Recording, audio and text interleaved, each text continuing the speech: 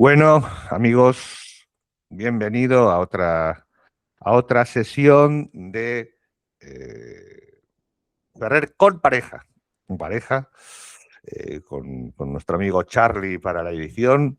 Y en esta vamos a entrar en un tema, lógicamente no podríamos salvarlo, ya entraremos en otras vicisitudes, tema geopolítico, pero también aderezado. Vamos a ver la situación actual de la realidad geopolítica y un poco con ciertos trasfondos civilizatorios y en unos minutos, y a ver si nos da tiempo, porque no será muy largo, en los últimos 5 o 10 minutos, a darle un toque, pues pasando brevemente sobre una obra, Sex and Culture, de Irwin, que parece muy interesante y que puede explicar en parte esa parte de choque civilizatorio que tenemos, que tenemos en este momento en el planeta. ¿Sí? Entonces, bueno, Gustavo, si quieres, en este momento estábamos precisamente planteando algo que van a recibirnos a tomatazos de una cuando lo dijimos, que estábamos de acuerdo que Sí, entre la interpretación, más que interpretación, y esto lo he interpelado en unos vídeos en economía, en Ágora y en otras cosas, geopolítica también, en Geopoder, perdón, es la distorsión gigantesca que está habiendo mediática como un arma, ¿no? Que ya sea, yo expliqué que se había visto, pues bueno, el ejemplo paradigmático en negativo, ¿no? Porque en positivo construir una realidad paralela para justificarse para algo, lo vimos con el Sacro Imperio, creando eso de que Roma había desaparecido en 475, que yo he demostrado y tal, las nuevas teorías, que es subsiste, mentira, ¿no? Claro, es subsiste. La mentira, tesis de la es mentira. subsistencia. Justiniano es del Sí, siglo VI, pero qué chorradas es. Es decir, claro, realmente claro. hasta el 700 y pico no ocurrió. Realmente, pero en términos negativos, la primera caso obvio es la leyenda negra, porque que se suele dar, normalmente se suele dar en fuerzas que se ven abrumadas por una hegemonía, en principio militar, imposible de vencer, y entonces se utiliza en este caso la cultura. En el caso de la leyenda negra fue, pues, bueno, el abrumador, eh, imposible de derrotar, Sí, sí, la hegemonía. hegemonía cultural conquistada a raíz de una hegemonía militar. Exacto, de la monarquía hispánica, los tercios, etcétera, prácticamente invencible, la reforma militar que hizo que era imposible superarla, en fin, durante siglo y pico. Es decir, pero después de eso también hemos visto otros, en este momento, que utilizó una hegemonía, claro, al no existir, al no lograr afortunadamente un poder estatal, digamos, como para unificar el planeta, se empleó una hegemonía, se logró, cosa que no había ocurrido antes, nunca, que los 7 o 8 grupos, tal vez casi neutro Fox, aunque luego Fox lograría volver a ser un poco crítico, pero incluso llegó un momento en que fue neutro prácticamente. Pero los otros 7 o 8 gigantes grupos mediáticos, todos se alinearon a toda la Agenda 2030 e incluso, como comentamos en alguna vez, a derrotar, bueno, a dar un golpe de Estado directamente, negándole a hablar al presidente de los Estados Unidos en medio de unos temas electorales. Bueno, todo este tema mediático brutal, que además se suma lo que se supone que eran las redes alternativas, ya sea por temas pagados por chicas, por esta gente que emplea estos medios, precisamente por las razones que hemos dicho, como China y Rusia, o bien por razones ideológicas, o bien por las manías, por gente, por buscar suscriptores, por lo que sea, por el anti-israelismo o anti-chicos de los que están en Israel y tal, etcétera. Lo cierto es que se ha unado, o sea, es casi una suerte de gigantesca propaganda o gigantesca realidad virtual anti-Trump, en la que además se contradice constantemente y la realidad demuestra todo lo contrario a medida que pasan los meses, tanto de la guerra arancelaria como después el conflicto de poner en orden la casa del poder geopolítico y militar, ¿no? Entonces, y ahí está, y ahí un poco, explícalo tú un poco la razón por la que nosotros, y ahora vienen los tomatatos, imagino que hay gente, ¡ah, desgraciados, sionistas!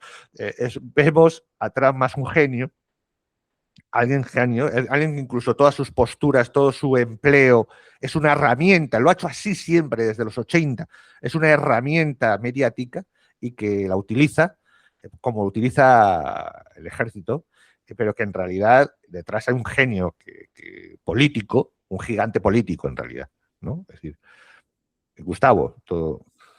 Bueno, a ver, que has dado un preámbulo amplio que hay que amasarlo, ¿no? Para que podamos hacer bien el asunto. A ver, voy a arrancar con lo último, ¿no? Lo que había sostenido Trump. Evidentemente, a ver, con Donald Trump tienes dos alternativas: o lo consideras un idiota o lo consideras un genio. Dudo que sea un idiota. Dudo que sea un idiota porque es muy difícil recuperarse electoralmente y políticamente como él lo hizo del primer periodo, el segundo periodo, después de Ajá. que o sea, el embate que recibió de todo el aparato administrativo, de inteligencia del Estado, judicial y además de los sectores de interés.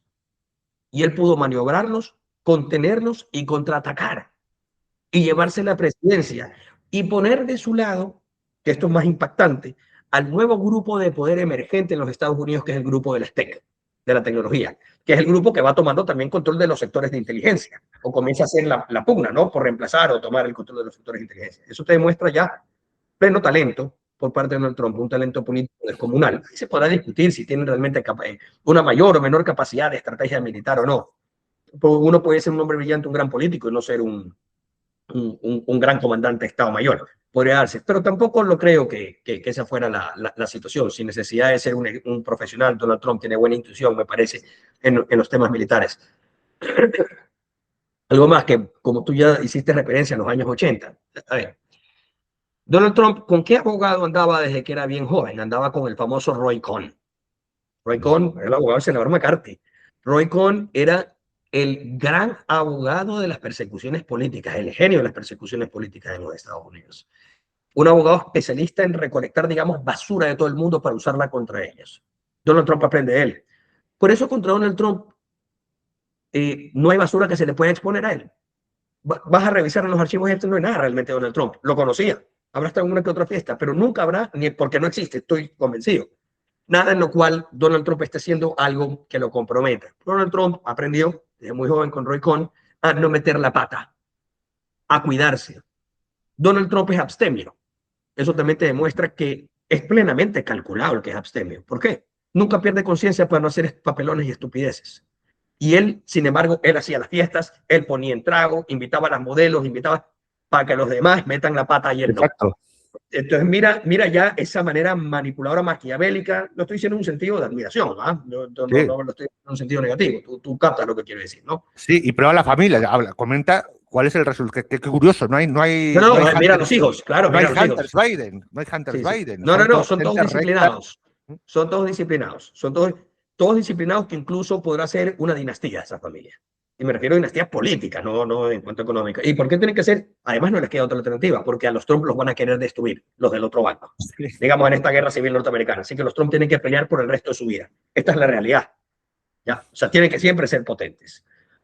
Ahora, siendo un recuento digamos, de la sociología de las civilizaciones, que estabas haciendo tú un ingreso. Es interesante porque el tema a ver, para tú poder entender, al menos a cierto grado o a cierto nivel, el carácter de las civilizaciones y de los estados que paran estas civilizaciones, sean estados antiguos o estados modernos, ¿no? Es importante darse cuenta de dos pilares fundamentales: la estructura familiar y la regulación de la conducta sexual, que es la posición de Jung. Y la otra es la estructura militar. Es decir, si en esa sociedad, en ese grupo humano, la prevalencia es hacia la milicia profesional o a la milicia ocasional, porque prefieren ser trabajadores, productores, comerciantes y tener ejércitos de mercenarios o soldados ocasionales. Entonces, cuando tú te pones a hacer un análisis de los estados europeos más potentes a través de la historia, eran estados que tendían al ejército profesional y eran estados o estados pueblos, ¿no? O monarquías o digamos, principados, como se lo quiera decir, ¿no? En el sentido antiguo, que también tenían una estructura sexual familiar plenamente determinada, que buscaba un orden. ¿Cuál era el orden? Que la competición por las parejas sexuales sea lo menos violenta y agresiva posible. ¿Por qué?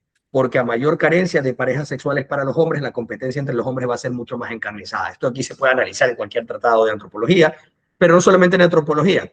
Están los estudios de los primates, como tú bien lo sabes, ¿no? Los estudios que han hecho Tomasello, etcétera, sobre el comportamiento de los chimpancés y los bonobos y la búsqueda de las hembras, etcétera. Entonces, los estudios de las sociedades de recolectores también.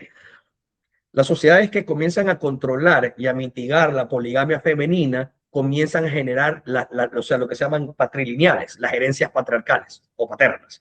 Esto aquí permite una mejor organización de las cosas y de la distribución de los patrimonios, de la herencia y también de un orden jerárquico social en base a las líneas de descendencia de los hombres, conociendo que esa mujer solamente tenía hijos de ese hombre. Otras sociedades, como por ejemplo las levantinas o los de la península arábiga, tomaron también este modelo, pero enfocado hacia una poligamia masculina. Claro, esto aquí también traía consigo de que un sinnúmero de hombres se quedaban sin mujeres porque los hombres con más estatus tenían varias mujeres. Entonces no iba a haber la suficiente cantidad de mujeres para otros que no tenían estatus. Esos hombres que quedan sin estatus, bueno, el Islam es una religión perfectamente calzada para este tipo de situaciones, porque les prometía a esas mujeres en el cielo, ¿no? O en la conquista de otros territorios. También ahí se podían conseguir. Entonces, este surplus, vamos a decirlo, superávit de población masculina que no tenía el acceso a las mujeres, era el ejército. O la población que, por ejemplo, hoy Arabia Saudita y otros países de la región exportan a Europa. La mayoría de gente de exportación de esos países son hombres, no son mujeres, que es un tema interesante, ¿no? Entonces me parece a mí que esta cuestión de entender históricamente las dinámicas de las estructuras militares y de las estructuras familiares sexuales tienen un impacto durísimo en cómo se van estructurando las comunidades políticas, sean primitivas o más desarrolladas, más avanzadas. Y lo mismo se puede hacer en los estudios de las culturas indígenas de América, ¿no? Eso también es significativo. Ahora bien, lo interesante es que los estados potentes en el mundo, vamos a ponerlos en los que son de primera división y segunda división, que igual siguen siendo potentes, ¿no? Digamos, los de primera división están Estados Unidos, Rusia y China. Y la segunda división vendrán países como India, Pakistán, Israel, Turquía, Egipto, etcétera. Son países que han tomado en su dinámica o la estructura sexual de la monogamia o la estructura sexual de la poligamia masculina. No han tomado ningún otro camino. ¿Me explico? Los dos fueron, según sus niveles, que podemos hacer las comparativas eficaces, o tal vez más que otro.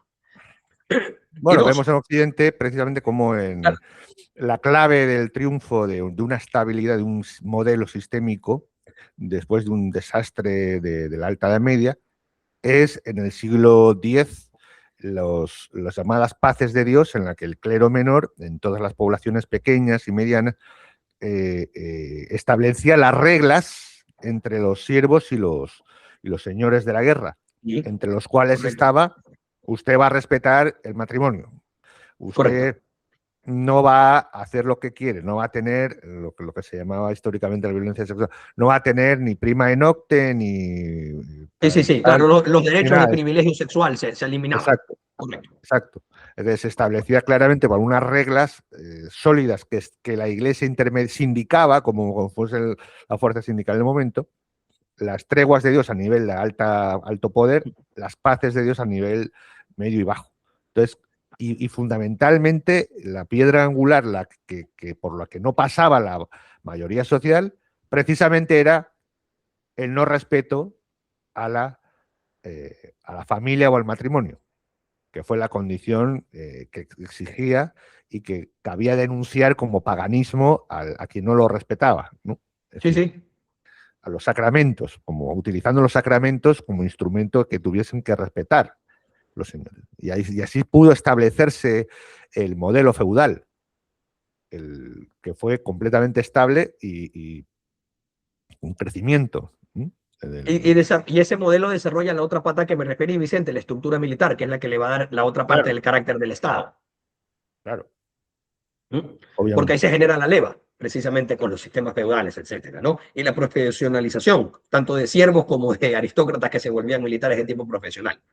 Algo similar ya había en el mundo griego, ¿no? Con sus particularidades del soldado propietario, ¿no? Este pequeño campesino griego, sea ateniense o sea espartano, que tenía parcelas de tierra y tenía la suficiente cantidad de dinero para comprar armadura y entrenarse.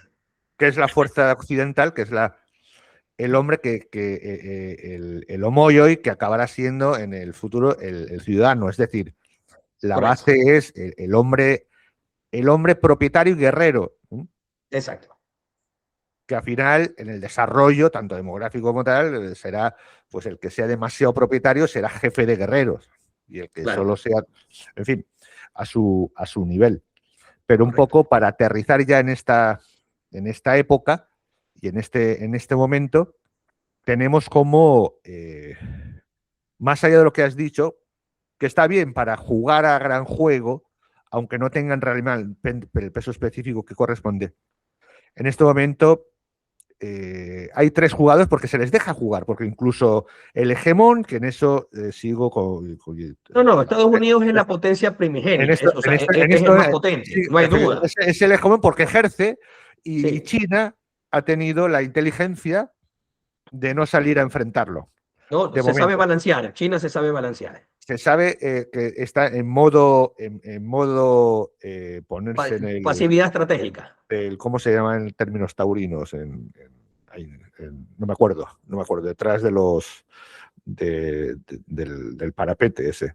Bueno, en el burladero y tal, se pone en el burladero y deja que no va a hacerse. De hecho, porque le conviene en este momento, bueno, a Rusia obviamente sobrevivir, pero sobre todo sobrevivir dejando claro que sigue teniendo una potencia militar y tal. Se ha dejado comer el patio, ¿eh? Es decir, si vemos la ruta, le han firmado a Trump, le han firmado a Azerbaiyán, Armenia, Georgia, le han firmado un montón de actores del, se supone, patio de Rusia. Y Rusia se ha hecho el tonto o simplemente está centrándose en lo que le interesa, que es el pulso de Ucrania y cómo va a resolverlo. ¿Sí? Pero ahí está, incluso con la relación con la India, las 2 rutas que tenía, y se las ha reventado. Trump ha sabido hacer, no sé si ha sido una genialidad suya, nunca lo sabremos, si habrá sido una genialidad suya o de su equipo, pero en cualquier caso ha sido la administración Trump en el que se le ocurrió ir plantando. Yo creería que más de él y ciertos asesores que no son Hexet, porque Hexet no me parece un tipo muy pensante. Hetze me parece es un guerrero en toda regla, no es. Pero poco, es caballo loco, lo veo yo Sí, así. sí, más de medio De bríos. mando Sí, sí. medio ejecutivo, Ujú. más que de estrategia, ¿no? Ujú. Entonces, pero vamos, ese que ha ido plantando las ocho paces, ¿no? Desde la Indochina, desde el sudeste asiático, entre Birmania y Tailandia, hasta pasando por Vietnam, hasta, bueno, India y Pakistán, tarara, hasta Centroáfrica. Entonces, se ha fundido. Y lógicamente a China lo que le interesa es llegar a un acuerdo, saber sobre el cual tiene una cantidad gigantesca de desarrollo comercial, y lo que le interesa es sobrevivir a la maniobra del músculo Norteamericano. político-militar norteamericano, Sí, ¿no? Entonces, sí. sabiendo que la gran debilidad. Especialmente por la cuestión energética, pues, ¿no? Que es Claro, para China algo vital. claro, pero para su intención es sobrevivir a eso, que era un sistema que le pueda sobrevivir, porque Claro, sabe que, bueno, si no me voy a enfrentar a Trump, ¿para qué?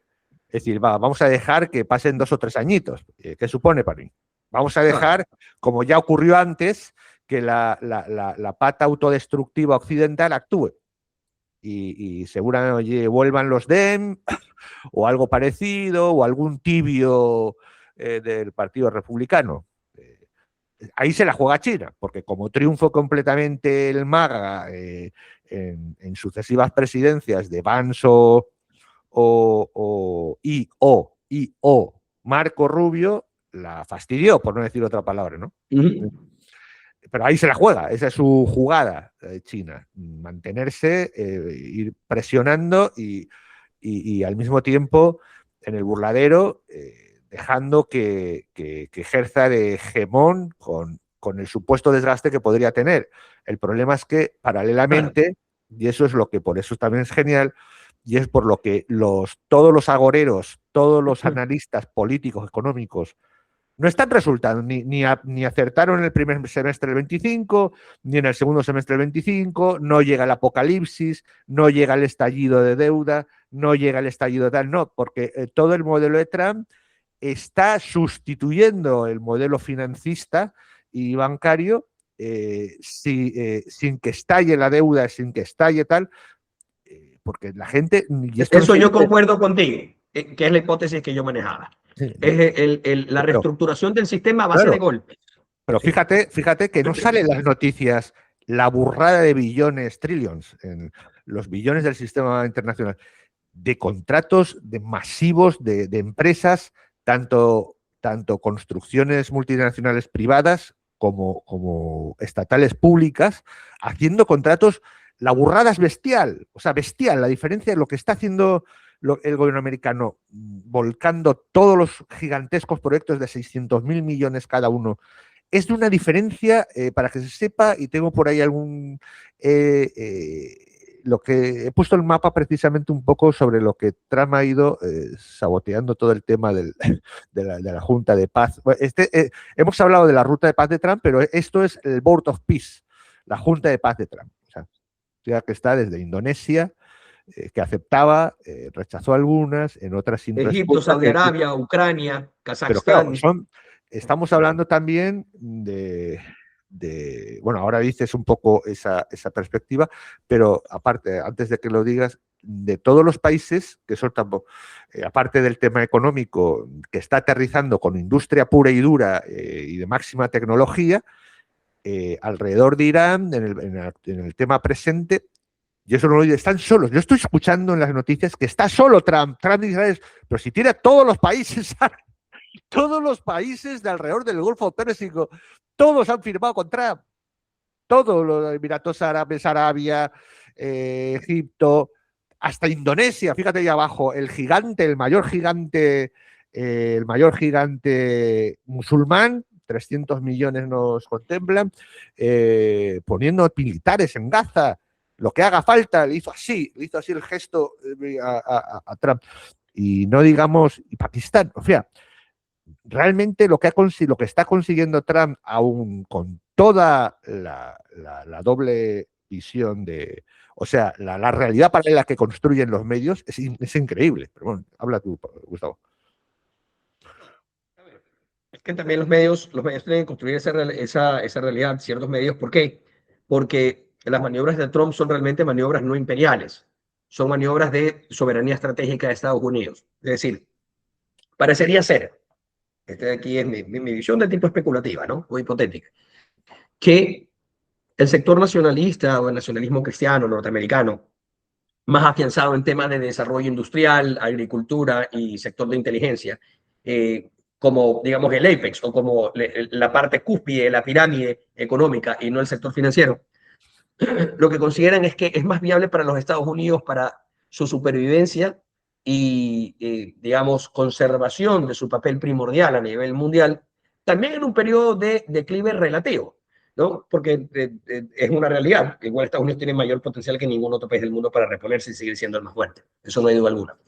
En el cual consideran que retroceder de la sobreextensión imperial, sosteniendo los puntos de control para evitar nuevos hegemones regionales en otros lados, es decir, con una estrategia de contención, como la que aplicaba tu querido George Kennan, que me parece el último gran brillante pensador norteamericano de estrategia.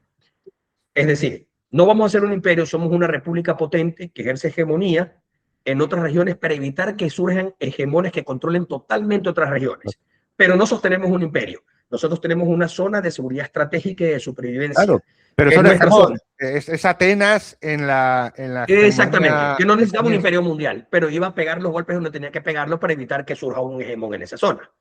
Entonces, ¿qué pasa? El sector globalista financiero anglosajón no le gusta. ¿Por qué? Porque ellos sí tienen ese ímpetu imperial, precisamente por la estructura de su negocio, que es de capital financiero transnacional.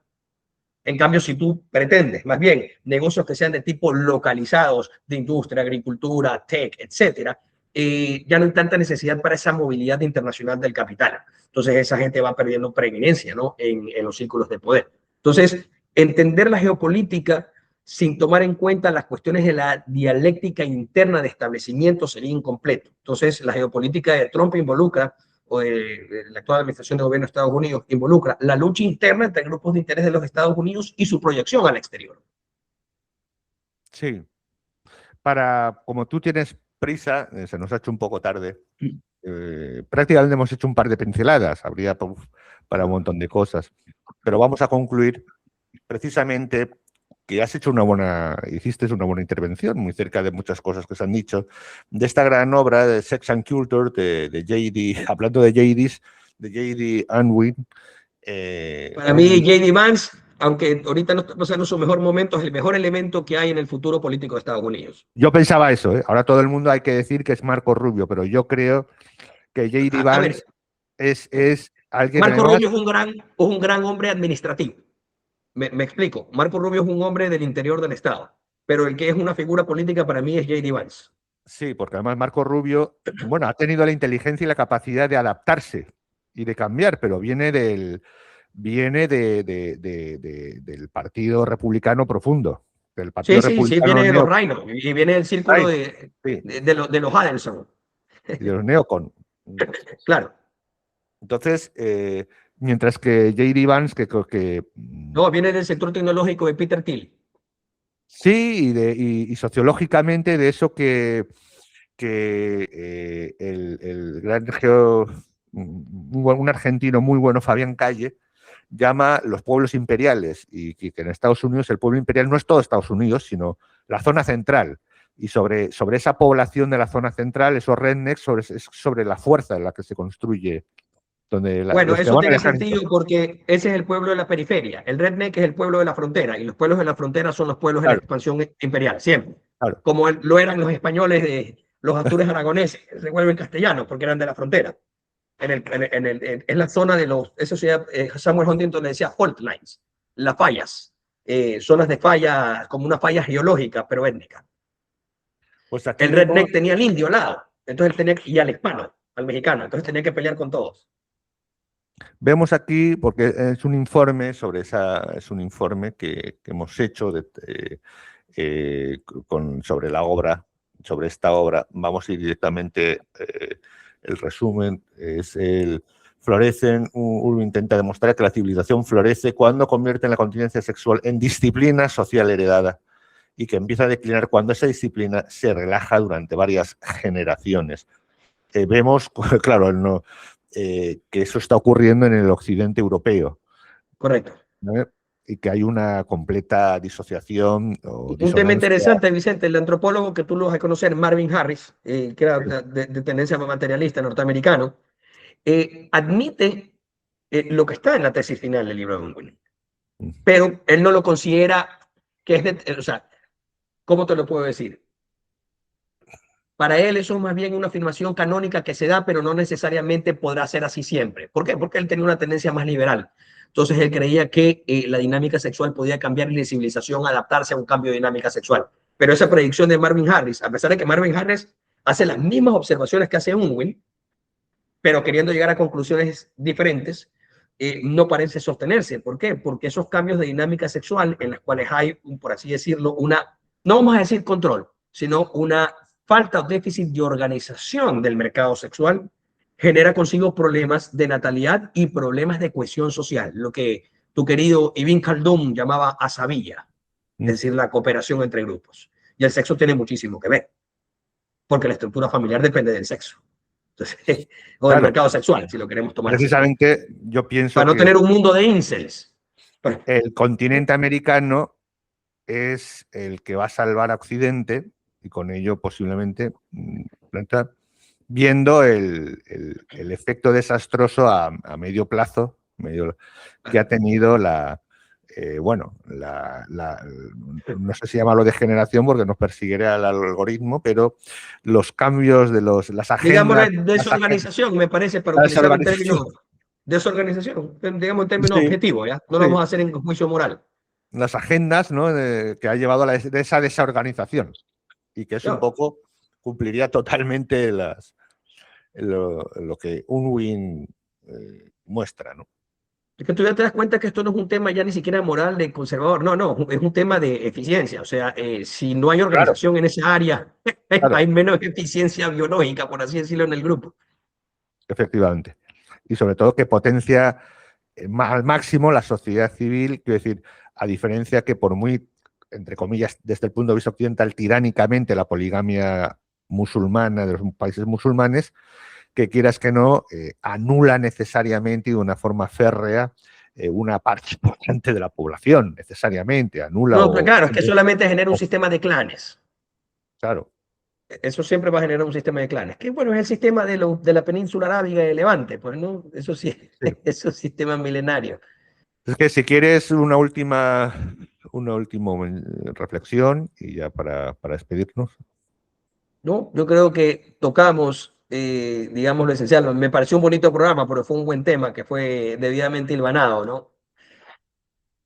Podríamos hacer la próxima intervención, tal vez un análisis de tipo militar económico o Sí, geoeconómico muy de interesante. los actuales conflictos y elaboremos unas hipótesis de escenarios Muy bien, especulativos.